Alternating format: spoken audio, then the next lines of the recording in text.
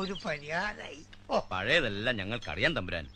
ദത്തൻ തമ്പുരാൻ കാണിച്ച കടുങ്കൈ ഈ മുഖത്ത് ഇപ്പോഴും ഞങ്ങൾ കാണുന്നുണ്ട്. ആ ചെയ്തതിന് മൂപ്പർക്ക് കിട്ടിയില്ലേ? ദത്തൻ തമ്പുരാൻ ഭ്രാന്തളിക്ക് ഓടിപ്പോയിട്ട് വർഷം 10-15 ഇന്നിപ്പോ ജീവനോടെ ഉണ്ടോന്നൊക്കെ ആർക്കറിയാം. മറക്കാനും പൊറുക്കാനും ഉള്ള മനസ്സ് കൊളപ്പള്ളി കൊലോക്കാര് കാട്ടണം. ഇക്കുറി തിരുവാഭരണങ്ങൾ ഏടത്തിക്കാവിൽ നിന്നും അക്കരയ്ക്ക് കൊടുത്തയക്കാൻ അവിടുന്ന് അനുവാദം കൊടുക്കണം. മതി, കൂടുതൽ നീട്ടണ്ട. 16 കൊല്ലം മുമ്പ് നെറ്റി വിളർന്ന് ചോര വീണ പുഴക്കരയിലെ പൂഴിമണ്ണ് വാരി കയ്യിലെടുത്ത് ഒരു പ്രതിജ്ഞ ചെയ്തിരുന്നു ഞാൻ.